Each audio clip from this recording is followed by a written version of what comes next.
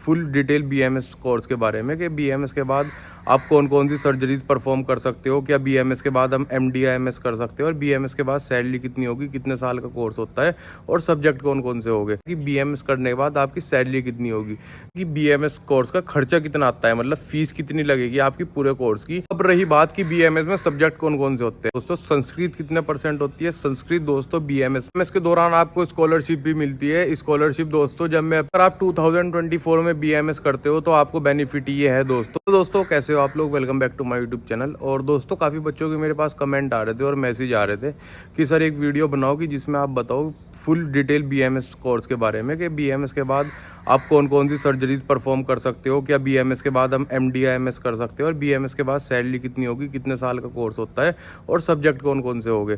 तो दोस्तों आज यही सारे डाउट इस वीडियो में क्लियर करते हैं। और अगर आपने मेरे चैनल को सब्सक्राइब नहीं किया तो प्लीज़ चैनल को सब्सक्राइब कर देना। और चलो करते हैं वीडियो को स्टार्ट। तो दोस्तों बीएमएस भी एमबीबीएस की तरह 5.5 साल का कोर्स होता है, जिसमें 4.5 साल की आपकी अकेडमिक होगी और 1 साल की आपकी इंटर्नशिप होगी। और जो बीएमएस की फुल फॉर्म होती है वो दोस्तों bachelor of Ayurvedic medicine and surgery होती है। और दोस्तों इसमें क्या होता है कि 4.5 साल आपकी एकेडमिक होगी और 1 साल की इंटर्नशिप होगी। तो इसमें जो इंटर्नशिप होगी 6 महीने की आपकी ड्यूटी जो होगी वो डिस्ट्रिक्ट हॉस्पिटल में लगेगी और 6 महीने की आपकी आयुर्वेदा में आपके कॉलेज के हॉस्पिटल में ही आपको इंटर्नशिप करनी होगी।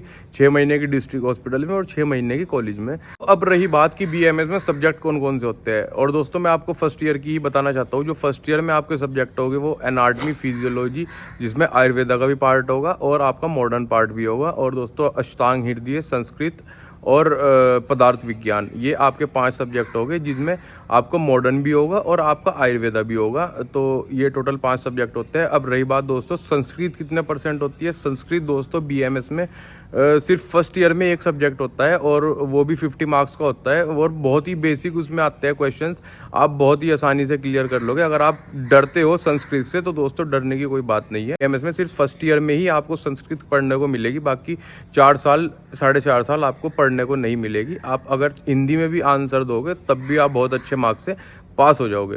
और अब रही बात दोस्तों कि बीएमएस कोर्स का खर्चा कितना आता है, मतलब फीस कितनी लगेगी आपकी पूरे कोर्स की। तो दोस्तों जो फीस होती है वो दोस्तों अलग अलग कॉलेज पे डिपेंड करती है। अगर मैं प्राइवेट की बात करूं, जैसे कि मैंने दोस्तों बीएमएस की है, तो दोस्तों जो मेरी फीस थी वो 2.5 लाख रुपए साल टोटल खर्चा आया पूरे बीएमएस का, वो दोस्तों 14 लाख आया।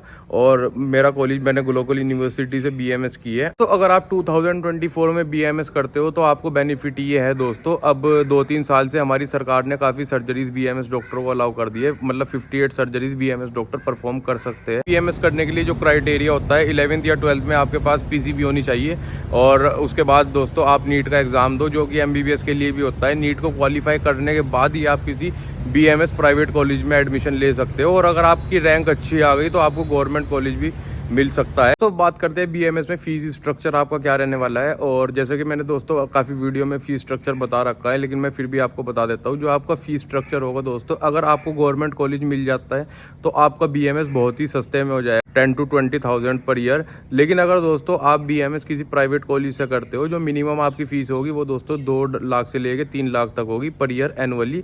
और अभी जो फीस स्ट्रक्चर चल रहा है यूपी में और आपका उत्तराखंड में, वो दोस्तों अच्छा कॉलेज में जो आपकी फीस होगी वो दोस्तों वही 2.5-3 लाख रुपए साल की होगी। और आप किसी अच्छे कॉलेज से बीएमएस कर सकते हैं। बीएमएस का कॉलेज चूज़ करने से पहले आपको उस कॉलेज का हॉस्पिटल चेक करना होगा कि हॉस्पिटल कैसा है। अगर पेशेंट अच्छे है और पेशेंट फ्लो अच्छा है तो आप वो कॉलेज चूज़ कर सकते हो, क्योंकि अगर पेशेंट फ्लो अच्छा होगा तभी आपको सीखने को ज़्यादा मिलेगा।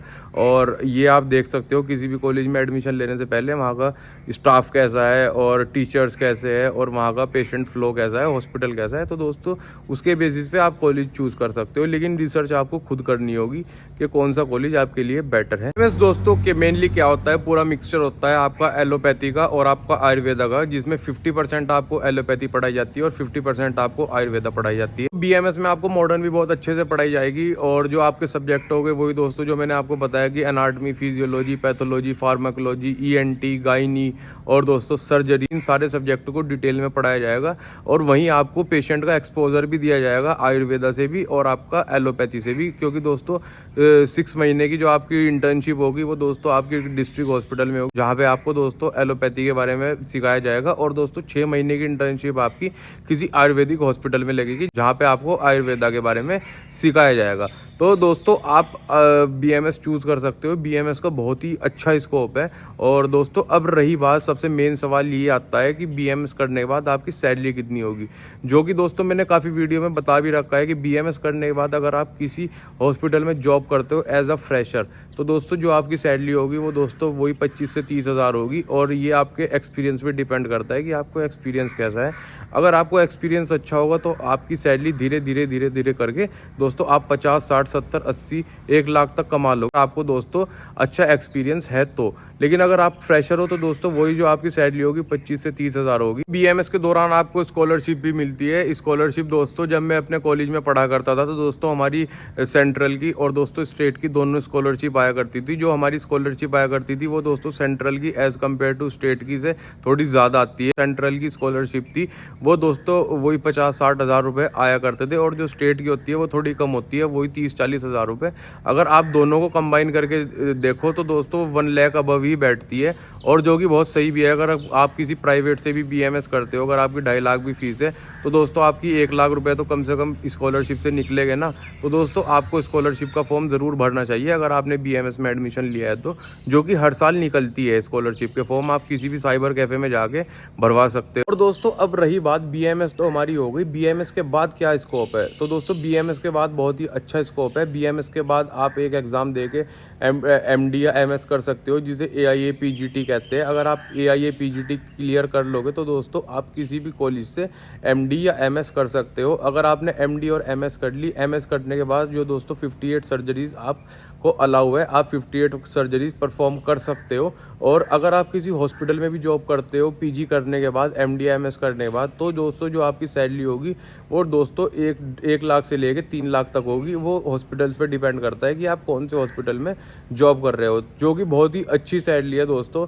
और धीरे धीरे जैसे जैसे आपको एक्सपीरियंस बढ़ता रहेगा ऐसे ऐसे आपकी दोस्तों सैलरी इंक्रीज होती रहेगी। फ्री टाइम में, अगर आपके पास फ्री टाइम है कॉलेज के बाद, आप 2-3 घंटे किसी हॉस्पिटल में लगा सकते हो या किसी डॉक्टर के पास। तो दोस्तों उससे क्या होगा, आपकी स्किल्स डेवलप होगी, आपको एक्सपीरियंस होगा, नॉलेज होगी। और दोस्तों अगर आप सेकेंड या थर्ड ईयर से ही प्रैक्टिस करते हो तो दोस्तों BMS करने के बाद आपको बहुत ही अच्छा उसका बेनिफिट होगा। आप किसी भी हॉस्पिटल में आप नॉलेज के साथ और स्किल्स के साथ अप्लाई कर सकते हो, जिसमें कि आपको सैलरी अच्छी मिलेगी। तो दोस्तों अगर आप स्किल्स के साथ और नॉलेज के साथ किसी हॉस्पिटल को ज्वाइन करते हो, जो आपकी सैलरी होगी 40,000 अबव आपको मिल जाएगी। और इसीलिए दोस्तों मैं कहता हूँ अपनी स्किल्स पे ध्यान दो, नॉलेज पे ध्यान दो, और जैसे आपके पास स्किल्स होगे, जैसी आपकी नॉलेज होगी, उसी बेसिस पे आपको सैलरी मिलेगी। और दोस्तों अगर आप जॉब भी नहीं करते, अगर आप अपना क्लिनिक भी करते हो, उसमें भी आपको बेनिफिट हो। एक्सपोजर लोगे वो आप अपने पेशेंटों को अच्छा ट्रीटमेंट दे सकते हो। और अगर पेशेंट को अच्छा ट्रीटमेंट मिलेगा तो दोस्तों वो आपके पास ही आएगा, आपके पास से कहीं नहीं जाएगा।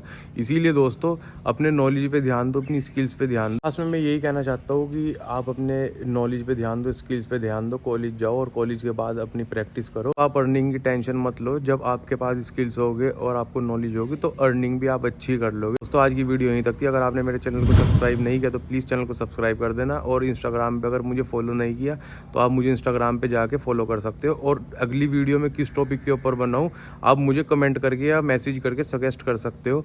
और कोई भी डाउट हो तो दोस्तों आप मेरे से इंस्टाग्राम पे मैसेज कर सकते हो। ग्लोबल यूनिवर्सिटी से अपनी BMS की है, तो दोस्तों अगर आपको ग्लोबल यूनिवर्सिटी में एडमिशन लेना हो तो आप मुझे डायरेक्टली मैसेज कर सकते हो। फीस में भी दोस्तों आपको थोड़ा डिस्काउंट करा दूंगा। और दोस्तों चलो मिलते हैं आपसे अगली वीडियो में, तब तक के लिए